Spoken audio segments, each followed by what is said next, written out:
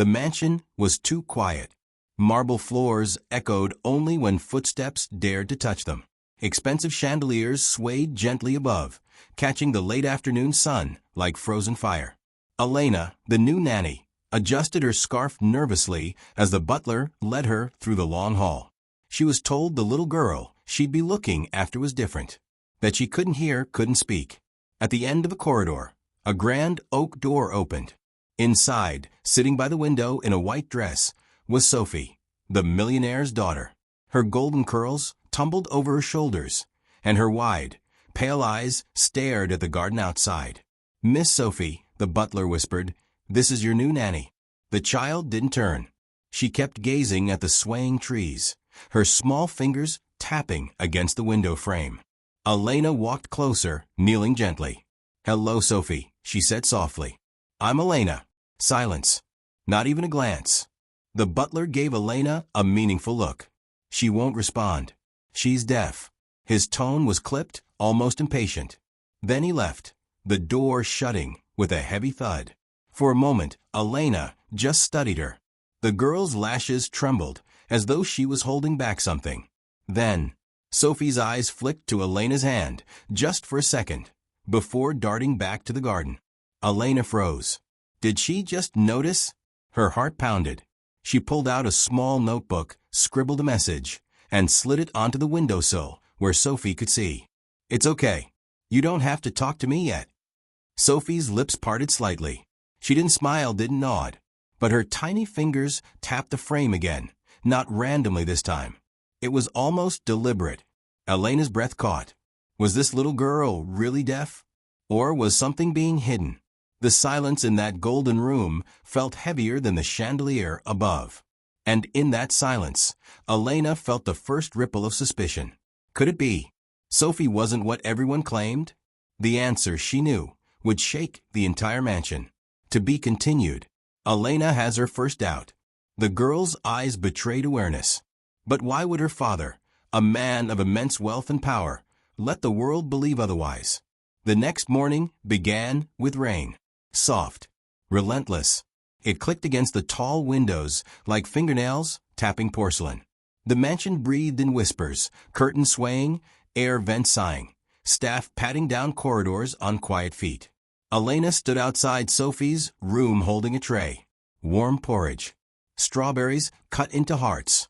A tiny bell, pure silver, delicate as a snowflake, rested on the side. She hadn't brought it to call the child. She'd brought it for truth. When she entered, Sophie was already awake, sitting cross-legged on the rug. She arranged colored pencils by shade, violets, blues, then greens. Her dress was linen today. No shoes. Her toes curled into the carpet like roots. "Good morning, Sophie," Elena said, gentle. No answer. Not even a flicker. Elena set the tray down. The bell trembled in her palm. She didn't ring it. Not yet. Instead, she moved to the bookshelf and slid one novel an inch. The leather let out the faintest scrape. Sophie's head twitched. It was so small that anyone else would have missed it. But Elena watched children for a living. She saw the micro-movements, the lightning behind the clouds. Sophie resumed her careful sorting, face blank. Elena paused, listening. The rain thinned. Somewhere downstairs, a clock chimed 9. In the hall, a maid laughed, quick, bright, and then swallowed it, as if the house could punish sound. "Let's draw," Elena said. She knelt beside Sophie and opened a clean page. She drew a tree, just a trunk and a few reaching branches. She handed Sophie a green pencil. Sophie didn't take it. Elena turned the pencil and gently tapped it against the paper, a soft 3-beat rhythm. Tap, tap, top. Sophie's eyes slid toward the pencil. Then away. Elena waited, heart beating hard enough to bruise. She tapped again. Tap, tap, top. Then she stopped. Silence. Sophie's fingers lifted off the carpet. They hovered in the air, mirroring the rhythm in tiny, secret movements. Elena felt a prickle crawl up her arms. A door opened behind them. "Breakfast is in the conservatory," the butler said. His voice always felt like a winter draft. Elena flinched. Sophie went still, hands dropping.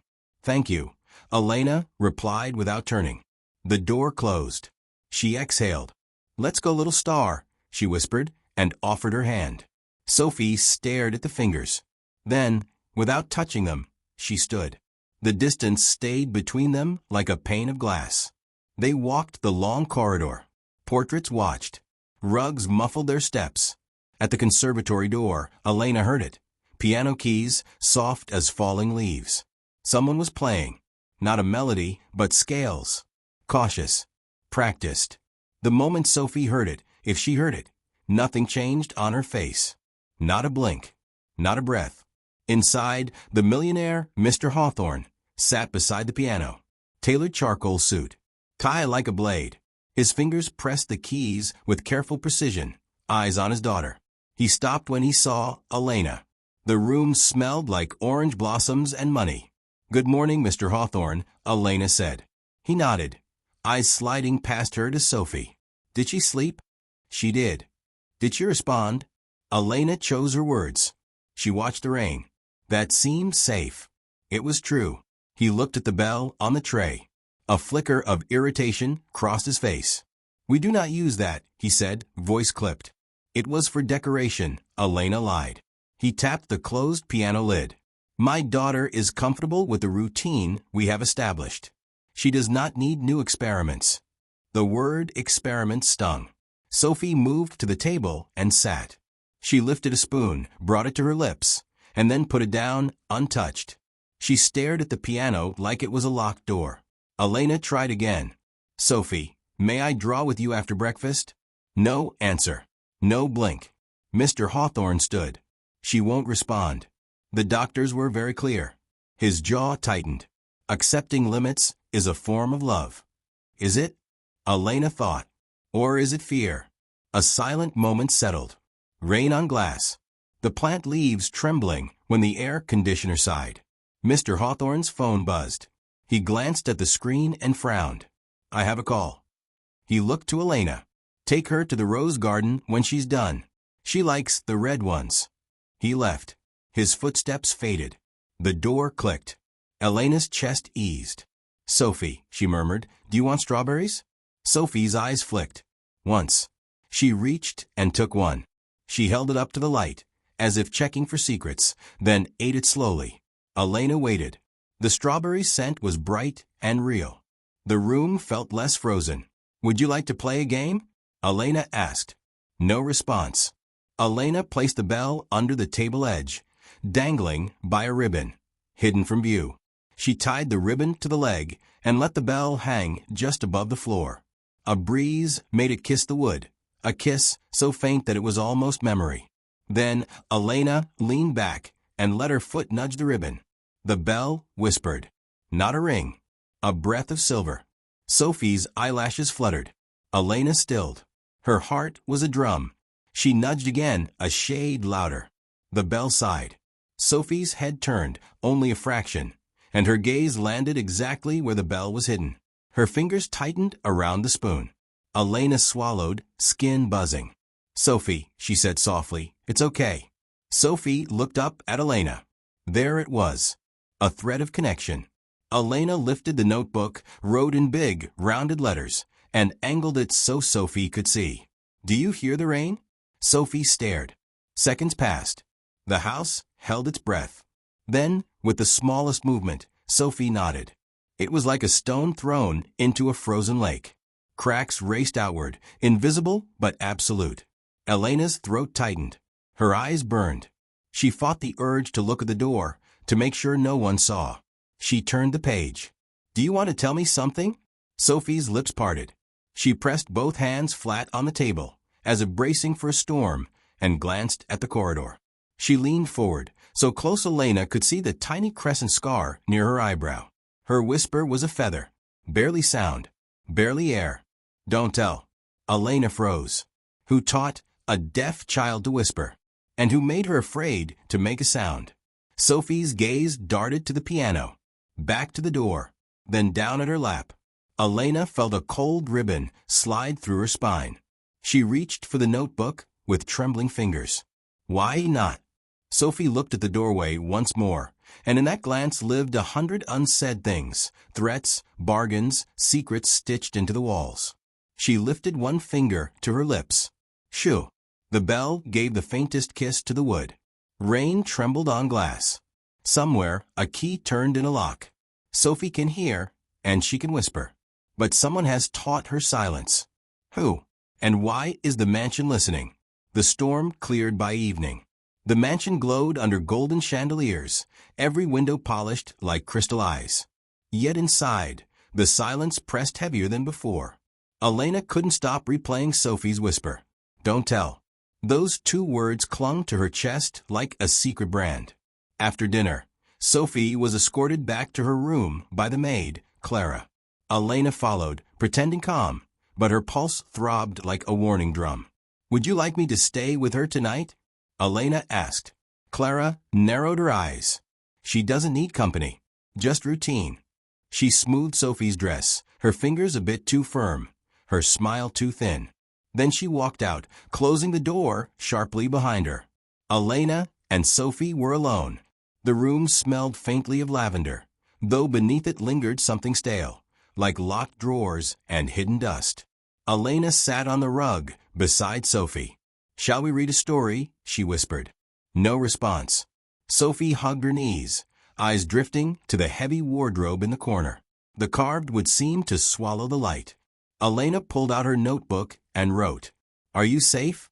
Sophie read it, then shook her head. Just once. Small. Trembling. Elena's skin prickled. Safe from who? She asked softly. The girl didn't answer. She pointed, just the tiniest motion, toward the door. At that moment, footsteps echoed in the hallway. Measured. Slow. A man's. Mr. Hawthorne's. Elena's breath caught. Sophie scrambled off the rug and slid under the blanket, pretending sleep. Her movements were sharp, practiced, like she'd done this before. The door creaked open. Mr. Hawthorne filled the frame. His shadow stretched long across the floor. Elena, he said quietly. Is she asleep? Yes, sir, Elena replied, forcing her voice steady. His gaze swept the room, lingering on the notebook by her side. His jaw flexed. Be careful not to confuse her. She doesn't understand words the way you and I do. Elena nodded, clutching the notebook to her chest. Of course. He stepped inside, walked to Sophie's bed, and pulled the blanket higher around her shoulders. He touched her hair, too softly for the weight in his eyes. Then he turned to Elena. You'll find this house peaceful if you follow the rules. Noise, chaos, they don't belong here. Do you understand? Yes, Mr. Hawthorne. His eyes held hers a beat too long. Then he left, the door shutting like a vault. Elena waited until his footsteps faded. Then she turned back to Sophie. The girl's eyes were open, glistening in the dim light. She mouthed a single word. Please. Elena's heart cracked. Please what? Please stay? Please save me? She crawled closer, brushed a curl from Sophie's cheek, and whispered, I won't leave you. Silent tears rolled down Sophie's face. Suddenly, thud. The sound came from the wardrobe. Elena's head snapped toward it. The carved wood trembled as if something inside shifted. Sophie's face drained of color. She sat up, clutching Elena's sleeve. Her lips formed that word again. Please. The thud came again. Louder. Then silence. Elena's blood ran cold. She forced her voice calm. It's just the wood settling. Old houses make noises. But Sophie's eyes said otherwise. They screamed otherwise. The night dragged on heavy. Elena pretended to read, but her ears hunted every creak, every sigh of wind. She never left Sophie's side. When the clock finally struck midnight, Sophie leaned close and whispered, so faint Elena thought she dreamed it. He doesn't want me to talk. Her tiny hand gripped Elena's wrist. He says if I do, bad things will happen. Elena's breath caught. Her skin chilled. Who says that? She whispered. Sophie's gaze darted again, toward the door, toward the hall where shadows pooled. Daddy. Elena's whole body froze. The truth struck like lightning. The millionaire wasn't blind. He wasn't mistaken. He knew. Sophie wasn't deaf. Sophie wasn't mute. Her silence was forced. A silence crafted by her own father. Why would a father condemn his child to silence? What secret was Mr. Hawthorne hiding in those walls? And what was in that wardrobe that thudded like a trapped heart? The night refused to sleep. The clock hands dragged, each tick louder than the last. Elena sat by Sophie's bed, holding her tiny hand, both of them staring at the wardrobe in the corner. Thud. The sound came again. A low, hollow ache from inside. Not wood shifting. Not pipes groaning. Something else. Something alive. Sophie buried her face in Elena's sleeve. Her shoulders shook, but she made no sound. Silent crying. Silent fear. Elena forced her heartbeat down. "It's just a sound," she whispered, more to herself than Sophie. But her own eyes betrayed her. She waited until Sophie drifted into uneasy sleep, then tiptoed to the wardrobe. Each step creaked, as though the house wanted to betray her. She laid her hand on the cold wood. For a moment, nothing. Then scrape, like fingernails dragging across the inside. Elena's breath caught. She grabbed the handle, only to hear a voice in the hall. "Elena!" Mr. Hawthorne's tone cut like a knife. Still awake. She jumped back, almost knocking over a lamp. "Yes, sir. I was making sure Sophie was settled." The door cracked open. His silhouette loomed in shadow. "You're diligent. I like that. But don't disturb the wardrobe. It holds memories best left alone." His eyes gleamed, unblinking. "Yes, sir," she murmured, throat dry. He lingered a beat too long, then shut the door. His footsteps faded into the corridor. Elena collapsed onto the chair, shaking. Sophie stirred, whispering in her sleep. One word. "Please." The wardrobe stood, silent now, but the air around it pulsed, heavy, like a locked confession. By dawn, Elena knew one thing. She had to open it. What or who was hidden inside? Morning sun spilled over the mansion's gardens, but it could not chase the darkness inside. Sophie sat in her white dress, hair brushed smooth by Clara, the maid, whose grip was too tight. Sophie's eyes, however, sought Elena, pleading, begging, without sound. Mr. Hawthorne sipped his coffee at the head of the table. His gaze never softened. "You'll take her to the rose garden again," he said. "She must learn calmness. Calmness is survival." Elena nodded, hiding her thoughts. But fire grew in her chest. Survival? From what? When Hawthorne left for his business call, Elena seized the chance. She tugged Sophie's hand. "Show me," she whispered. The girl hesitated, fear flickering like candlelight. Then she led Elena upstairs, back into the room. She stopped before the wardrobe. Her little fingers hovered near the handle, trembling. Elena crouched. "It's okay. I'm here." Together, they pulled the door. It creaked open. Dust swirled. And inside, not clothes, not storage, a small wooden chair, straps on the arms, a gag discarded on the floor, the faint smell of sweat and salt. Elena's stomach turned. Sophie's eyes brimmed. "He puts me here," she whispered, voice cracking from disuse. "When I speak, when I laugh." Elena's heart broke. Her throat tightened with rage. Her father hadn't ignored her condition. He had created it, trained her silence with cruelty. He wanted control, not a daughter's voice. Elena hugged Sophie tight. "You are not broken," she whispered fiercely. "You are brave. And I promise, I will not let him hurt you again." The door banged open. Mr. Hawthorne stood there, fury boiling in his eyes. "What are you doing?" His voice thundered, rattling the glass. Elena shielded Sophie with her body. "She can hear. She can speak. And you've been torturing her into silence." His jaw clenched. "You don't understand. Her voice, her noise ruins everything. Silence is strength. She must learn." "No." Elena's shout cracked through the air like lightning. "Silence is fear. And she deserves freedom." For the first time, Sophie cried out. A sound raw and sharp. "Daddy." The word tore from her throat, shaking the walls. Hawthorne staggered back, eyes wide, as though the sound was fire, as though her voice burned his empire of silence. Elena pulled Sophie close, whispering, "Don't stop. Never stop." And Sophie screamed again, louder this time, voice flooding the room like sunlight breaking chains. The house that thrived on silence finally shook with sound. What kind of parent fears their child's voice? And what kind of love chooses control over freedom? Do you believe silence can ever be love? Or is true love the courage to let every voice be heard?